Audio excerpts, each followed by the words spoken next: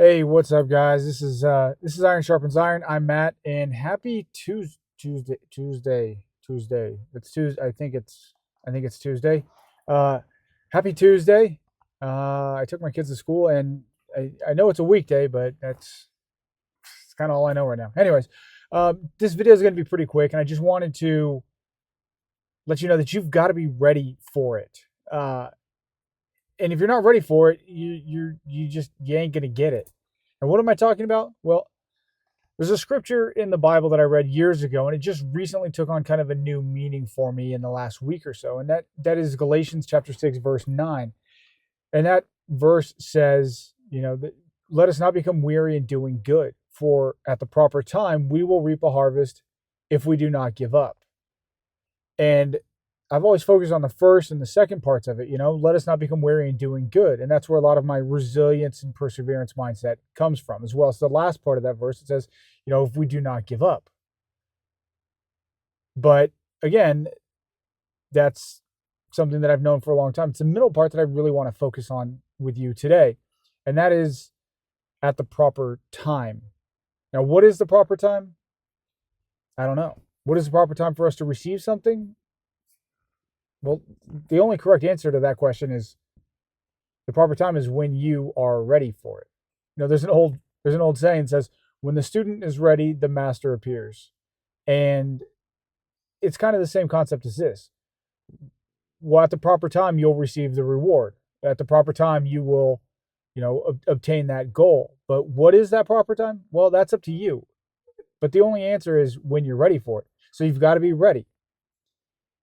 Now, the only other question is, how do you get ready? Well, we'll get there. Now, this whole concept kind of reminds me of a story that I heard Jim Rohn tell through, I never heard him speak live before he passed away, but through books and audio books and tapes and recordings and YouTube videos and things like that, I've been able to hear him and learn a lot of what he talked about when he was alive. And one of the things that he talked about was he was working for a man named Earl Shoaf at one point.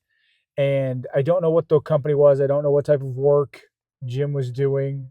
It doesn't really matter. But at one point, Jim and Mr. Shoaf were having a conversation. And the way Jim Rohn tells the story is, Mr. Shoaf asked him one day, how come this is all the money you make at this company?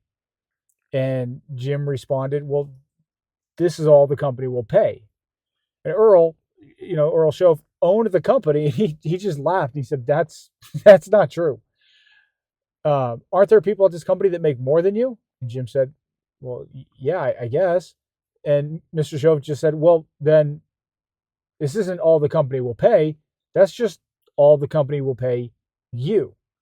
And it was in that moment that Jim started to put together the pieces of what became the foundation and the cornerstone of his self improvement and self education, public speaking type of platform. The idea that you've got to work harder on yourself than you do on your job and things like that. And he was one of the forefront minds of self improvement and one of the biggest, most recent, well known people. But that begs the question, okay, so the company pays more. Well, why aren't they paying more? Well, because you're not ready to get that bigger paycheck. You have to be ready for it. Well, how do you get ready for it? We have to take the steps to become the type of person that the company will pay. And then it was in this conversation that Mr. Shoaf issued Jim Rohn a challenge. He said, Jim, I want to issue you a challenge. The challenge is I want you to make $1 million. But he told Jim, I want you to set a goal for yourself that you will make $1 million. Set that goal for yourself. But don't set the goal for yourself for the $1 million. Set your goal for what it will make of you to make $1 million. Basically saying, set that goal for yourself for the process and for the person you will become in order to achieve that $1 million. See, if I had the skill set to make $1 million, I would have made $1 million already. If I had the skill set to run a Fortune 500 company, I would already be running a Fortune 500 company. But if I got that Fortune 500 company today, I would run it all right. I would just run it right into the ground. And that's a lot of times why we don't get the rewards that we think we've earned. We don't get the things that we think we deserve because ultimately we don't deserve it. We haven't earned it. Or more accurately, more likely, we simply are not ready for it. Now, if you're not ready for the reward, If you're not ready for that accomplishment, then the weight of that accomplishment will crush you. Just think of all the countless stories of the people who have won millions or billions of dollars in the lottery, how quickly they went from nothing to something back to nothing because they did not know how to handle that thing that they got. How many young kids get a brand new car? Their parents buy them a brand new car, a super fast car. They end up crashing it, or sometimes tragically, they end up killing themselves because they don't really know how to handle it. But that's the same thing that it comes to rewards. And that is exactly what Earl Shoaff knew. And he wanted Jim Rohn to learn. And that's what I've learned. And that's kind of what I want to help you learn today. To set a goal for yourself. You see, the Bible says that a people without a vision perish. And when I first started working in law enforcement, I just knew I wanted to be a cop. And through the next couple of years of working in law enforcement, I developed a goal for myself because I saw some people that worked undercover in, different task force assignments. And that really gave me that as a goal where I wanted to work undercover on a task force. And I achieved that goal. But once I got to the top of that mountain in my career, I really didn't feel like I had anywhere else to go. And then I started to coast and drift and slide downhill.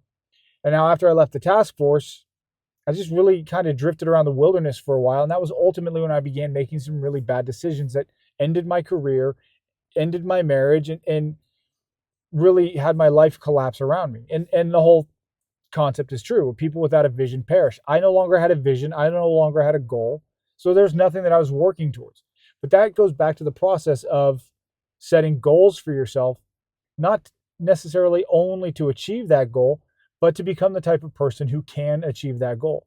You see, if you become the type of person who knows how to make or generate $1 million, well, ultimately, if you lose that $1 million, you're still the type of person that knows how to make it, so you'll make it again.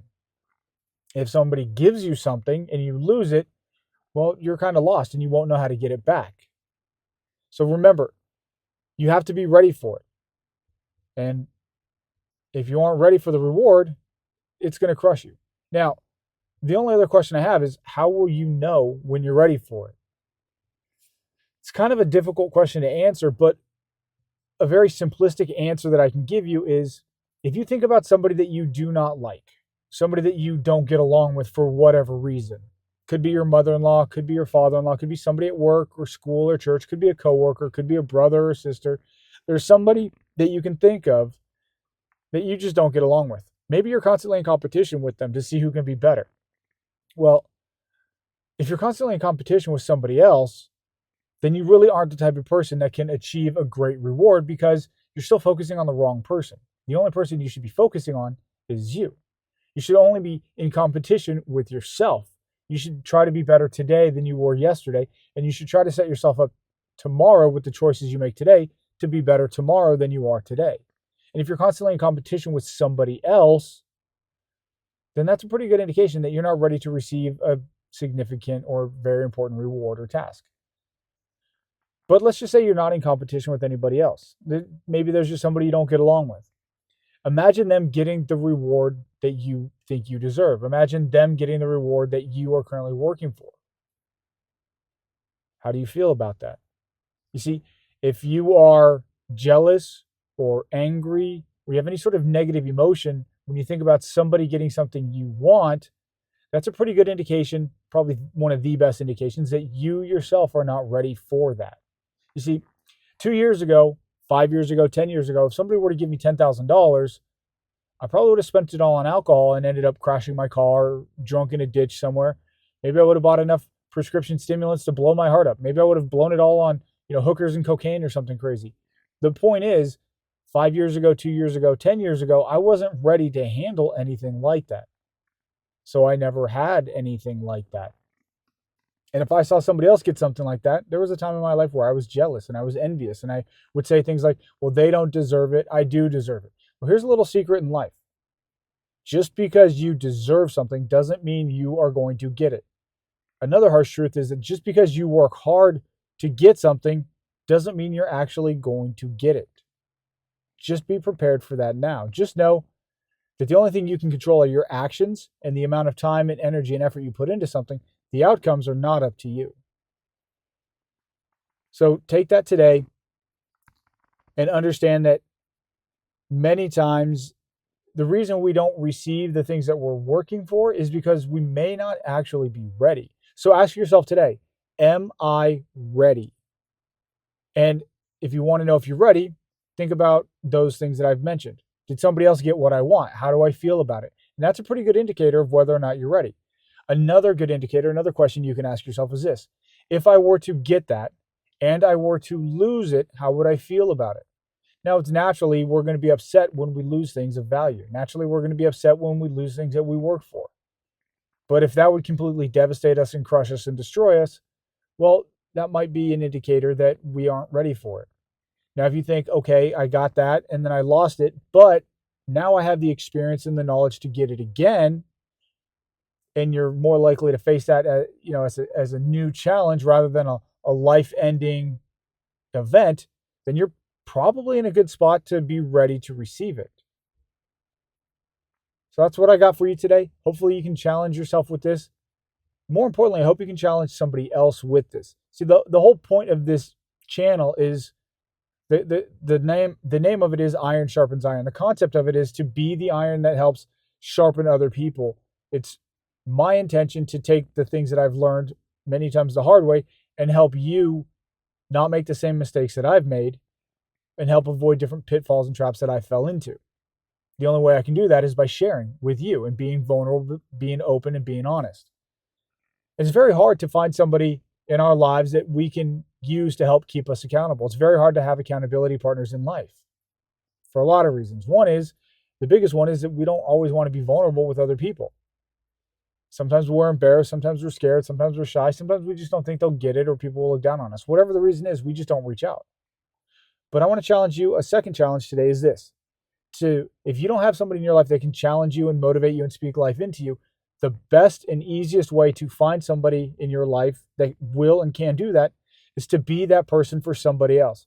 You see, once you start leading by example, once you become the type of person that challenges other people, they will naturally start doing what you are doing for you and for other people. So find somebody today that you can share this video with. Find somebody that you could talk to about this today. Have this conversation with them. Ask people, what their goals are and what they're doing to make progress towards those goals. Because frequently we just go through life. We just drift.